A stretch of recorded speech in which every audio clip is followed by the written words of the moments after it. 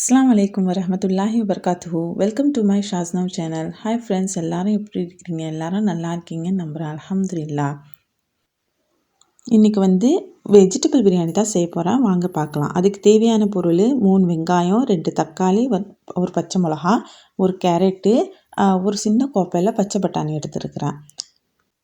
1 table spoon இஞ்சி பூண்டு paste, ஒரு 3 டேபிள் ஸ்பூன் எண்ணெய், கரம் மசாலாவில் 2 பட்டை, 2 கிராம்பு, ஒரு 4 அன்னாசிப்பூ, ஜீரகம். இதுக்கு தேவையான மசாலா: 1 டீஸ்பூன் மஞ்சத்தூள், ஒரு 1/2 டீஸ்பூன் மிளகாத்தூள், 1/2 டீஸ்பூன் மிளகுத்தூள், 1 டேபிள் ஸ்பூன் ஜீரகத்தூள், 2 டேபிள் ஸ்பூன் மல்லித்தூள், 2 டேபிள் ஸ்பூன் பிரியாணி மசாலா. உப்பும் உரப்பும் உங்களோட டேஸ்ட்டு. 2.5 கப்பு அரிசி எடுத்துருக்கிறேன், பாஸ்மதி அரிசி. வாங்க வெங்காயம் தக்காளி கட் பண்ணிக்கலாம். வெங்காயம் தக்காளி ஸ்லைஸாக கட் பண்ணிக்கோங்க. கேரட்டையும் அந்தமாரி சின்ன சின்னதாக, ரொம்ப சின்னது இல்லாமல் திட்டமான பீஸில் கட் பண்ணிக்கோங்க.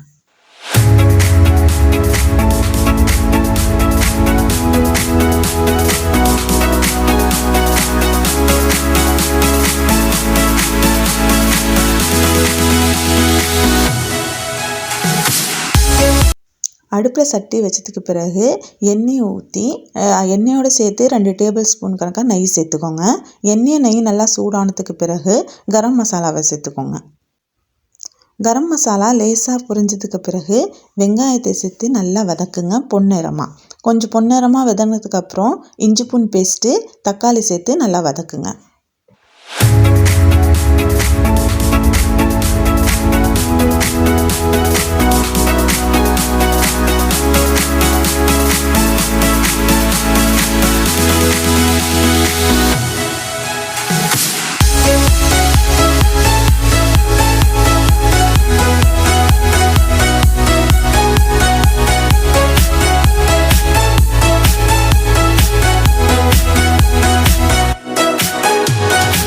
வெங்காயம் தக்காளி நல்லா வதங்கினதுக்கு பிறகு கட் பண்ண கேரட்டு, பச்சை பட்டாணியை சேர்த்துக்கோங்க.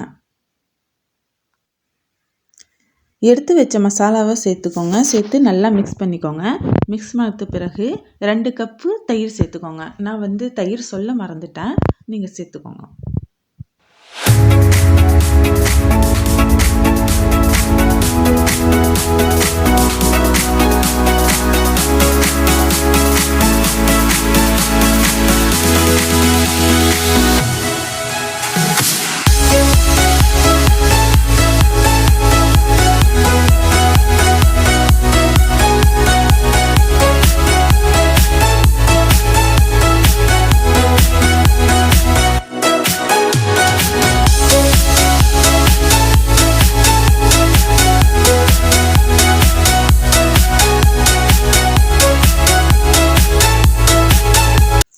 பிறகு நான் 1 கிளாஸ் தண்ணி சேர்த்துருக்குறேன். ஏன்னா காய்கறி வேகணும், ஒரு 15 நிமிஷம் வேகணும். நான் 2.5 கப்பு அரிசி எடுத்துருக்கிறேன். 2.5 கப்புக்கு 4 கப்பு தண்ணி, அதில் 1 கப்பு சேர்த்துருக்கேன்.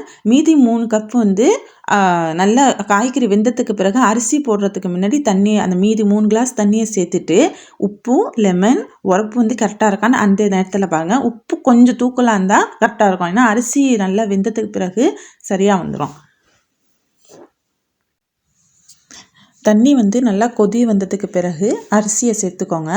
அரிசியை நல்லா கொஞ்சம் ஒரு 10 நிமிஷத்தில் அரிசி உட்காந்துரும். உட்காந்ததுக்கு அப்புறம் தம்மில் வைங்க, ஒரு 10 நிமிஷம் கணக்காக.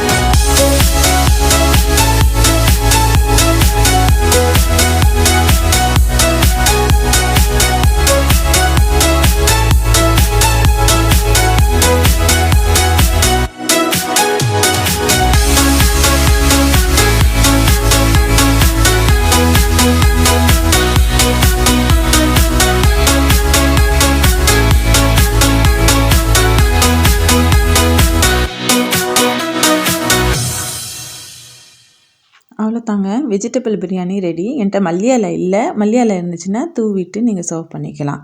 இன்ஷால்லா இந்த வீடியோ பிடிச்சிருந்தா லைக் பண்ணுங்கள், ஷேர் பண்ணுங்கள், சப்ஸ்கிரைப் பண்ணுங்கள். மறக்காமல் பக்கத்தில் உள்ள பெல் ஐக்கானை கிளிக் பண்ணிக்கோங்க.